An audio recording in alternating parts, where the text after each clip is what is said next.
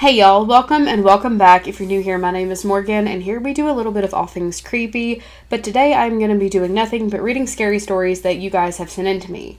So with that being said, if you have any stories you'd like for me to read, please send them to this email address, and I will also put that below, and below you will find episodes to podcasts and social media links. But with all that being said, I guess we can just get right on into these stories. Hi Morgan, this is just a scary dream that I've had. I'm not sure if it's paranormal or just my brain going wild, but here's some context before I ramble. Firstly, I live in a 2-story house. The stairs are on the outside and it's basically just one house on top of the other. That's interesting. Secondly, I live with my mother's side of the family. My father's side lives literally down the lane and around the bend. I live in front of a park.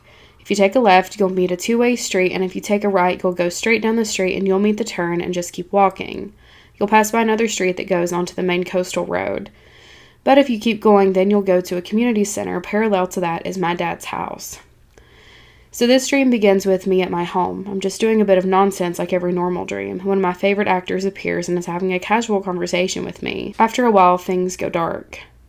The sun went down, and as dream logic dictates, I was there somehow in front of the house looking at it. But something felt off. So I was transported inside and I ran to get my sisters. I'd gotten them quite easily, and now it was time to get out of that house. Everything was pitch black and I could only see a few feet in front of me. There was a white light that seemed to hover around me so that I could see where I was going. In the distance, there were wooden planks and crates. The internal structure of the house was basically looking like an old factory. Some planks floated as I jumped on them to get back to the door, practically dragging my sisters by the arms. A pale white figure was roaming on the ground below, eyes dark, mouth agape. My 8-year-old sister falls, and I see that she gets deleted by this thing, so I'm holding back tears as I grab my other sister. I run for the back door. We get out, and then my sister, who just got deleted, was now there again. Then my mom and stepdad were outside waiting, and they sort of persuaded me to take them, but something felt a bit off. Either way, it was too late, and then they took them somewhere. Then I was left alone, and I walked to my dad's house, but as I was turning the corner, I saw the street that led to the main coastal road. It was dark as it is in real life, and there aren't much streetlights at the beginning section of it.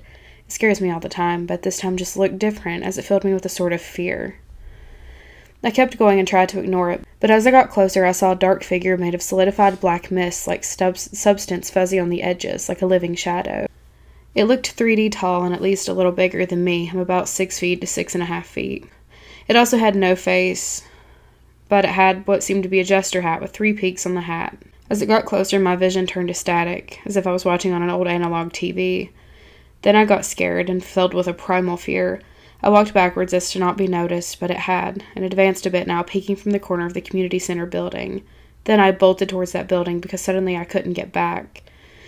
I ran behind it, sort of a concrete parking lot. It's adjacent to a school, so I was about to jump the fence as this thing came hovering towards me. I could hear the static in my head. I jumped the fence to find the horses grazing on the grass in the schoolyard. They seemed to chase it away, which I found weird. I continued to run, and then I woke up. It's a bit wild and maybe silly, but it was all over very scary to me. Hope you found the story entertaining. That is creepy. It's always hard to tell. So I always say if a dream sticks with you after you wake up and you remember more of it than your usual dreams, it probably has some sort of hidden meaning behind it, or you were visited by something. I think the significance to take away from that was the figure in the jester hat. I feel like I have heard some sort of folklore involving him in dreams. I don't know if it was from another story that was sent in to me or if I read it somewhere, but it's just, I'm seeing something. I need to research that. Anyways, next story. This is my first time writing, but I wanted to see if you had any idea of what this could possibly be. I'm just going to get straight into it because this is going to be long. So we moved into our new house back in November, and everything seemed fine. When we toured it, it didn't feel like anything was off, and for the first 2 or so weeks, none of us sensed anything wrong. We even had a housewarming party at the end of that month, and after that is when the activity started. It began with just the sound of doors closing, and sometimes people were talking, so we weren't too worried at first. Eventually, I began to see the main spirit. We had a few others, but it was the only one here and had a bad energy. It was terrifying. It was an extremely tall shadow figure, except it had white eyes and a white mouth. The mouth was constantly in a screaming type shape. We figured out that it mainly stayed in the room next to mine in the attic. The vibe in that room was so off, and it was constantly freezing. It got so bad that we started to keep the door to that room constantly closed. This comes into play later. After it started showing itself to me, it only got worse. Anytime I had the door open while in my room, it would peek around me at the corner of the halfway wall of the stairs. I eventually started to go straight to my roommate's room when I got home, so nobody else was home and I felt safe there. While in there, her door would shake, and I would hear people talking. The weird thing is, none of our animals seemed to react to it, with the exception of a few occasions. It began to mimic my other roommates, and I would hear them talking downstairs when they were nowhere near the house. Up to this point, it had never done anything physical to us. My roommates would start to wake up with random scratches when the animals weren't sleeping in their rooms, so they tried saging. Saging only seemed to make it worse. We reached the boiling point sometime in January. We were all out at a bar when one of my roommates got a call from our friend saying that she was having fun playing Fortnite. We then flipped the camera around to show where we were, and she flipped around hers to show us that she was in fact playing with her account. This happened multiple more times until she began keeping her console unplugged.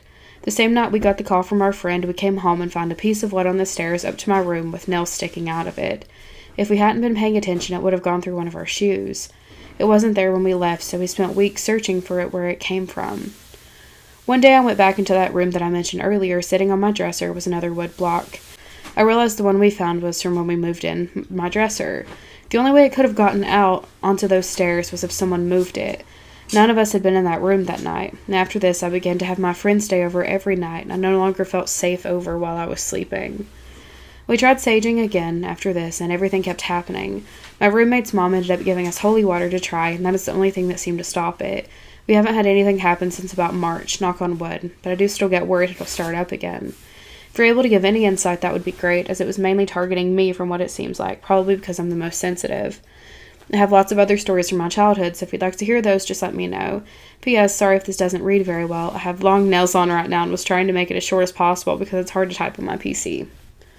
Okay, so let's talk about sage first of all, because I have noticed if you are not in an Indigenous community, if you're not a part of that community, it can and does usually make things worse if you use it.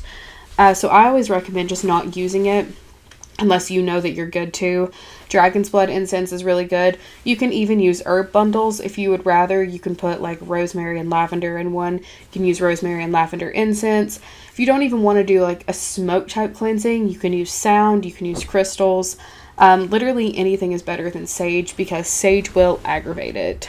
To me, this situation, it just sounds like a trickster spirit in a way, but I don't like that it was trying to hurt you. I know you said it mimicked. It doesn't feel like a mimic to me though. It just feels like something was messing with you guys. I don't think it was a poltergeist. I don't think it was a mimic. Trickster is like the only thing that can come up in my mind, but not even exactly that. Just like its own brand of bullshit, really. Alright, next story. I'm going to start off this story with apologizing if I slip up or rant because I'm not a great writer.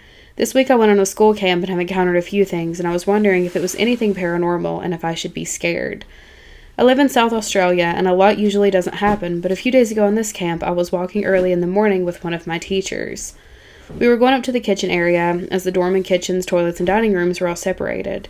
As I was walking, I hear something running in the distance behind me, and nearly straight after that I hear a clear whistle.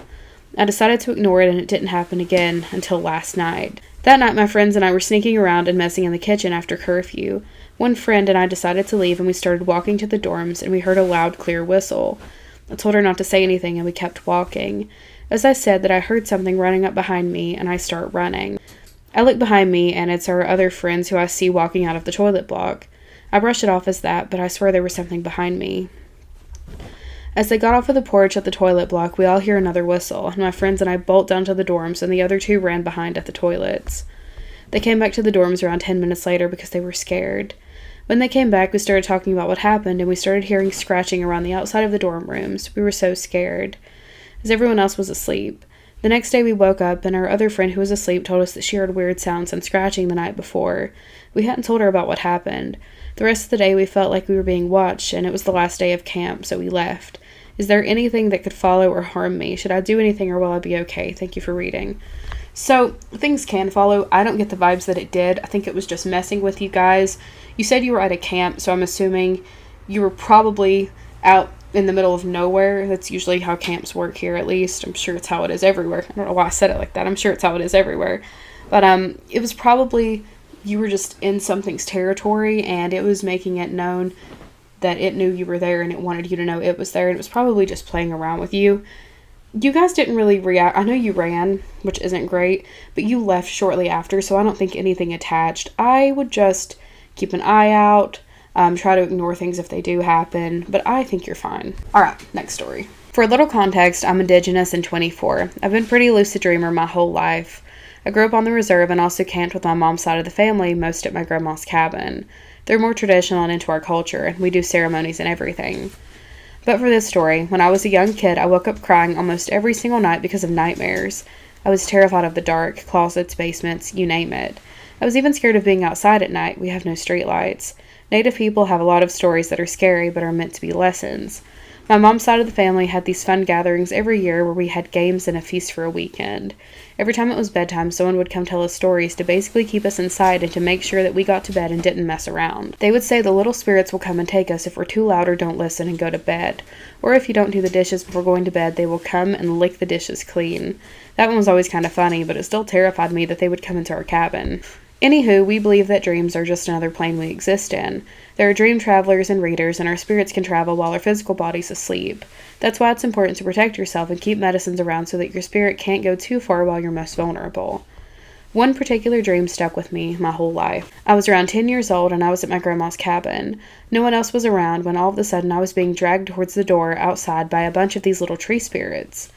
I was struggling and begging to be let go, and I actually remember looking at one of them saying, "You can have me in 60 years. That was when my dream stopped, and I woke up feeling wide awake and scared like I had experienced it in real life. I never told anyone this because I thought they'd think it was just silly or a dream, but it felt too real. I told my mom about it when I was older, and she just said that she didn't think it was only a dream. Another thing about these little spirits is that if they see a child not being properly taken care of, they will try to get them and bring them into their own dimension. One of my aunts has even told us that she can see them and talk to them. She says there's different kinds just like people. Some are shy, some like to have fun, and some are very serious. Anyways, they live around my grandma's cabin too, which is where she'd see them. It would also make sense that that's where they try to get me to go with them. Another dream that was strange for me happened when I was 20 and I was living with my cousin and her kids. I remember walking around in my dream in this open space with people walking around as well. I remember seeing a woman who felt familiar, but I'd never seen her in my life. She ended up coming up to me, and for some reason I gave her a hug because she seemed like she needed it. It was a normal hug at first, and then her limbs started stretching out and wrapping around me. She turned into darkness and was just wrapping around my whole body. I couldn't see anymore. I was trying to push her off, but she was strong and had a good hold on me. After struggling, I remember just focusing all my strength and power and ended up being able to push her away. I pushed her off, and then there was this super bright flash of light, and I was suddenly awake and very aware of what just happened. It felt like something was trying to get me or keep me for whatever reason. I don't really know how to explain it, but my gut was telling me that something was off in that dream. I ended up cleansing and smudging my room after that, which I do as I feel the need to. Sorry for the long stories, but I've been thinking about these a lot, and I find all the stories you tell so interesting and relatable. It's inspired me to look deeper into my connection with these things. So, the little, tree spirits, or is that what you call them, or nature spirits? Are they like fae? Is that similar? Because that sounds a lot like the fae. But the one where the woman turned into... I don't like that. Ew. Alright, next story. Holy crap, I am actually shaking right now because of what just happened. So I sent you the gem story about the ghost my aunt grew up with and the sad ending just last night. But something happened and I don't know what to believe. I feel so weird. Sorry for any mistakes or bad spelling. I'm currently in my cousin's apartment, the one who had the baby when my aunt saw Jem for the last time. She's quite older than me, but is like a big sister, and we always have sleepovers and watch horror movies. She's asleep now, but before I had the idea to use a Ouija board, and she agreed. We used to print out paper and planchette for it, but my cousin, we'll call her P, really likes crystals, so we set up a few. We began the game asking if there were any spirits. The planchette moved to yes, and I asked for their names, and the planchette spelled out Jem. By the way, P didn't know about Jem. I then asked if he was friends with my aunt and said my aunt's name. The planchette moved to yes. P spoke up, asking, "Did you love my mom?" The planchette didn't move for about a minute, but eventually it moved to yes, and the lights flickered. The air felt weird, and asked, "Do you remember P?" Because from what my aunt told us, Jem saw her as a baby. Again, the planchette didn't move for about a minute, and then it spelled out beautiful eyes. P was confused and said, "My eyes?" The planchette spelled out my aunt's name. We were kind of confused, but also skeptical if this really was Jem or not, but I do believe it was. I remember how the house had burned down after the last time my aunt was there, and I asked, "How did the house burn down?" The planchette moved really slowly, but it said, "I'm sorry I was sad." I got chills, and at first I was scared, but then it felt like someone was sitting right beside of me. I later told P, and she felt the same sensation. P's phone turned on, and her lock screen is a photo of her and my aunt at Disney World. P asked if Jim had turned on the phone, and the planchette spelled, "I miss her." At this point, I was trying so hard not to cry, and I asked one last question. "Why are you here, Jim?" The planchette didn't move for about 5 minutes, as me and P sat in silence. The air grew warmer. It finally spelled to say goodbye. P tried asking a few more questions, but they didn't get answered at all. We ended the session. Later, she told me that when we asked if he turned the phone on, she heard a man crying from behind her, but tried to ignore it in case it was something malicious. 3 hours after the session, we tried to sleep, but just couldn't. I didn't want to tell my aunt what happened, but P insisted, so we went to call her, but already we had 5 missed calls from her. We called her back, and she told us that she'd had a dream where she watched us play a Ouija board and talk to Jim. We never told her we were playing a Ouija board. In that dream, Jim saw her and walked up to her and hugged her. The first time he'd been able to touch her. When she was a kid, her hand would go through him. He was still 17 and was crying. She said he looked at her the same way he did when he first saw her in 1989. Apparently, he had told her that he had to go now. He understood why she left, and when she woke up, my aunt started sobbing and told us to be safe before hanging up. I'm crying so hard right now as I'm writing this, and I don't know what to believe, but I know in my gut that it was Jim and that he's at peace now. Something I forgot to include that is a bit confusing. In my first email about Jim mentioned how he couldn't leave the property, but then how would he be there to speak through the Ouija board or visit my aunt? I think it's because he was finally moving on, but I'm not sure. Well, that was sad. Oh my god. Okay.